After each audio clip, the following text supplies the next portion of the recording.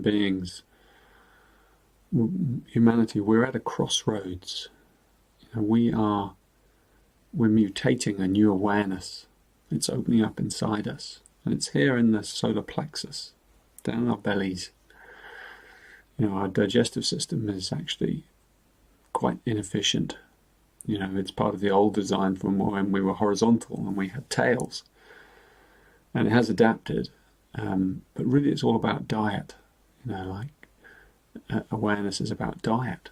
Our diet changes as the world changes, and today we eat a lot. We eat so much food because our hearts aren't open. That's the reality.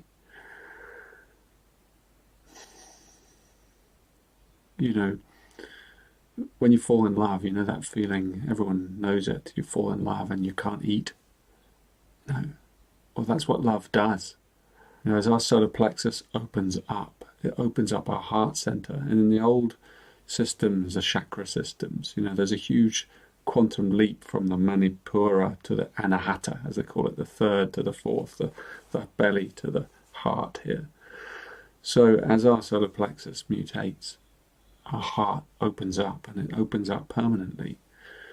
So we don't just fall in love with another person. We experience that level of intensity all the time, because love is our resonance to the quantum field of life. So when we open up our hearts, then we love everything and everyone. We become love. People have accessed these states since the beginning of time, and they're so alluring to us because they're carrying this future mutation inside them. So quantum consciousness, it really opens us up from here, from our bellies. And that's the first thing to say about it. And so most of the embodiment practices that we teach in the Gene Keys are rooted in this mutation. And as a global community, in the world, for us to move into collective awareness, we're going to go deeper and deeper into our bellies. We're going to have to. And that takes some time and some surrender and some courage and some tenderness, because of all the layers of karma and wounding and memory and discomfort that are rooted in there. But it's always been in there, imprinted in the cellular DNA of our gut. And that's why the ancients, the Vedic rishis and the Taoists and all these people, the shamanic indigenous cultures all around the world, they made it the center of their training, the belly. They saw the navel as the beginning and the end, the Omphalos, the Ouroboros, the Dantian, the cauldron, the grail. It's always down there. Interesting that modern science, the genetic sequencing of all the intestinal flora nowadays that's taken place, it's extraordinary what they've discovered, that the gut and the DNA has 100 times, the DNA in the gut has 100 times more DNA in the gut than the rest of the body put together. And so it's all bacteria. So think about that and place your hand on your belly, because inside there is another whole organism living inside you. And it's a single-celled organism, but it represents a vast awareness system. Every single one of those tiny organisms has the potential for a rudimentary awareness. So they're practically identical from body to body. So they function inside us like a universal holographic hardware that meshes us together, connecting and bridging us. That's their potential. They're a universal holographic hardware. And all that DNA is responsive to us, to you, to your thoughts, to your feelings, to your intent, to your dreams, to your words. It's super sensitive. So you program in the software. Your awareness is the software. When you program a high enough frequency, all that life inside you just lights up.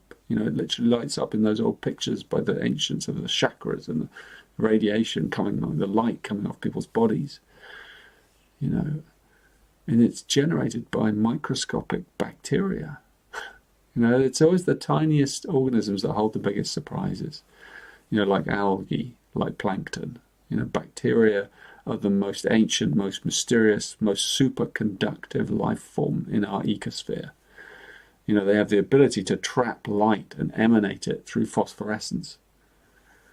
So when we begin to move into our shadows, into those pain points inside us with awareness, which is what the gene keys is all about, then you move down into the belly of the beast and you begin to process all that stuff inside us, the alchemy, you know, as the memory is released, and over time the heart begins to open wider and wider into this gift frequency. And the gene keys, that's the gene keys journey in a nutshell.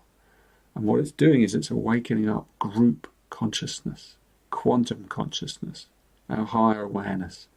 And we experience that as love, as limitless love, unconditional love, and as joy, joyousness. You know, do you know how much joy is trapped inside a human body? I mean, look at a child, a very young child, and you will see. And that is all inside us, waiting to be released. But we have to do some alchemy first. You know, and the gene keys is all about connection and opening up and cooperation and coordination. It's about group, synergy, and ultimately it's about communion. So give your belly some attention. Hold your hand there. Just allow whatever comes to come. And give it some love. Give yourself some love. And in time, that will open you up.